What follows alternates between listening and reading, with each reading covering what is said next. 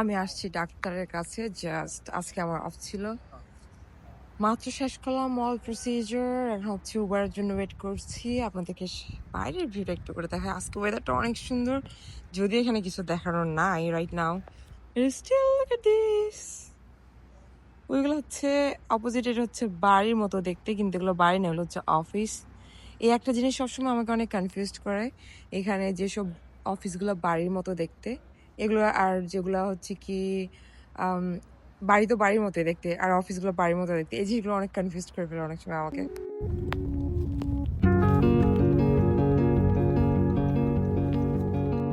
মানুষ বাইরে একটা এখানে ডাক্তারের কাছেও গেলেও এত মেকআপ এত স্টাইল করে, মানে স্পেশালি আমেরিকানরা এত স্ট্যান্ডার্ডভাবে যায়, আর আমরা বাঙালিরা কেমনে যাই?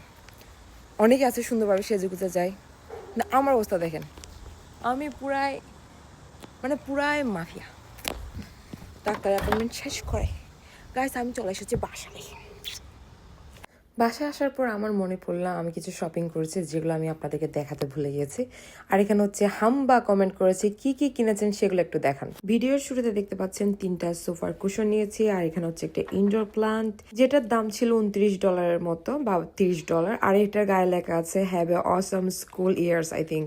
তো এটা মূলত সামনে ফল শুরু হচ্ছে, নতুন স্কুল শুরু হতে যাচ্ছে বাচ্চাদের জন্য, সেজন্য এটা মূলত লেখা। আর এখানে নিয়েছি একটা রাবার প্ল্যান্ট। তো আমার অলরেডি একটা ছিল রাবার প্ল্যান্ট আগে, কিন্তু এটা যা হোক কিছু একটা সর্বনাশ হয়ে গেছে। আর এখানে একটা ব্রাউন কালারের, ব্রাউন না, একটা মেরুন কালারের একটা প্ল্যান্ট পট নিয়েছি, তার সাথে একটা সিরামিক প্ল্যান্ট পট নিয়েছি। তো এটা যাতে ভিতরে দিতে পারি, সিরামিক প্ল্যান্ট পটটা যাতে নষ্ট না হয় সেজন্য মূলত কেনা। ছোট নিয়েছি আরেকটা প্ল্যান্ট পট, এটা অনেক কিউট ছিল, আমি জানি না এটা র্যাবিট বা কি। এটা মূলত $9.97, অলমোস্ট $10 বলতে পারেন। গাছে পানি দেওয়ার জন্য এখানে একটা বড় ওয়াটার ক্যান নিয়েছি আর একটা ছোট নিয়েছি। আর এখানে পাশে যেগুলো দেখতে পাচ্ছেন এগুলো হচ্ছে ফ্যান্স, যেগুলো হচ্ছে টমেটো গাছে লাগানোর জন্য। আর যে স্টিক টাইপসের দেখতে পাচ্ছেন যেগুলো হচ্ছে আমার গাছ নুয়ে গেছে, ওই গাছগুলো হোল্ডিং বা গাছগুলো স্ট্রেট রাখার জন্য বা গাছগুলো যাতে নুয়ে না পড়ে এটা ধরে রাখার জন্য। এগুলো পার স্টিক নিয়েছে অলমোস্ট $2। আর এখানে নিয়েছিলাম বেডরুমের জন্য একটা light, but I don't know আমি এটা রাখবো কিনা রাখবো না। আমার অনেকটা সুন্দর লেগেছে, যদিও একটা ডিলের মধ্যে ছিল এই লাইটটা, সেজন্য মূলত নেওয়া। আর এখানে দুই ধরনের অডোবার নিয়েছি, একটা জেল ফর্ম আর একটা হচ্ছে ওয়্যাক্স ফর্ম। তো এগুলো বাথরুমের জন্য যাতে সুন্দর সুগন্ধি ছড়ায়। আর এখানে নিয়েছি একটা ক্যান্ডেল, এটা হচ্ছে আমার অনেক বদ অভ্যাস। আমি জানি না, আমি ক্যান্ডেল অনেক পছন্দ করি, তো এই ফ্র্যাগ্রেন্সটা অনেক ভালো ছিল গাইস। আর এটা হচ্ছে আমার একটা ডন ডিশওয়াশার, যেটা হচ্ছে কি আমি প্রচুর ইউজ করেছি। আমার অলরেডি এখন একটা আছে, কিন্তু অ্যাডভান্স আরেকটা নিয়ে এসেছি। আর এটা হচ্ছে কি একটা উড ফার্নিচার স্প্রে, যেটাতে হচ্ছে কি আপনি গাছের টেবল বা গাছের জিনিসপত্র যদি থাকে এগুলো পরিষ্কার করার জন্য সুবিধা হয়, যেটা হচ্ছে কোনো ধরনের দাগ বা ময়েশ্চার যেটা হচ্ছে গাছকে ড্যামেজ করবে না। গতকালকের ভিডিওতে দেখেছেন গাছের খাবার দেখাচ্ছিলাম, আর এখান থেকে এটাই আমি চুজ করছি, যেটা হচ্ছে মাল্টিপারপাস, সব জায়গায় দেওয়া যায়। আমেরিকায় আসি মনে হচ্ছে আমি সংসার গুছাইছি ভাই, আমার তো এত জিনিস কিনি আমি তো।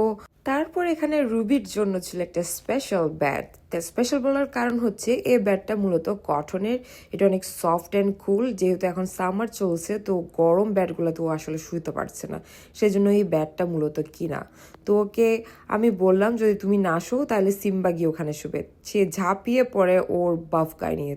তো এই টয়টার নাম দিয়েছি বাফ গাই। এটা মূলত কোনো সাধারণ টয় নয়, এটা অনেক ধরনের প্রোটিন দিয়ে বানানো, যেটা হচ্ছে কি স্পেশালি কুকুরদের জন্য। এখন এরা এই টয়গুলোর সাথে খেলবে, কামড়ি করবে, তখন পর্যাপ্ত পরিমাণ প্রোটিন ওদের শরীরে যাবে, প্লাস হচ্ছে কি এই টয়টা ওদের দাঁতের মাসলগুলো রিল্যাক্স করতে সাহায্য করে। আর এখানে দেখতে পাচ্ছেন আমার আরো একটা আউটডোর প্ল্যান্টস, যেটা হচ্ছে কি হ্যাঙ্গিং বাস্কেট। তো এগুলো হচ্ছে কি সিজনাল, এগুলো উইন্টার পর্যন্ত থাকবে না। এগুলো মূলত মানুষ এখানে বাড়ির বাইরে ঝুলিয়ে রাখে, দেখতে অনেক সুন্দর লাগে। আর সূর্যের আলোতে এটা তো অসাধারণ লাগছে। আমি অ্যাকচুয়ালি খুঁজছিলাম ডার্ক ব্লু টাইপসের যেটা ছিল, কিন্তু এটা আমি পাইনি। এখানে একটু পিঙ্কিশ আর ইয়েলো টাইপসেরটা নিয়ে আসতো, তো যেটার প্রাইস ছিল মূলত $27। আর এখানে একটা সূর্যমুখীর মতো একটা ফ্লাওয়ার, এটার আমার নামটা আসলে ভুলে গেছে, এটার একটা ডিফারেন্ট নাম আছে। তো আমার তো এই ফ্লাওয়ারটা এত সুন্দর লেগেছে, যদিও আমি হলুদের অত বড় ফ্যান না। আর এই ফুলের টপটা নিয়েছে অলমোস্ট $30। তো এই ফুলের টপটাকে আমি যদি বাইরে মাটিতে পুঁতে দিই তাহলে এটা হচ্ছে কি প্রতি বছর এটা অটোমেটিক গজাতে থাকবে। সবকিছু মিলিয়ে আমার টোটাল খরচা হয়েছিল $200 something। তো যতই ইনকাম করি না কেন, কোথাও জানি মনে হয় ইটস নট এনাফ।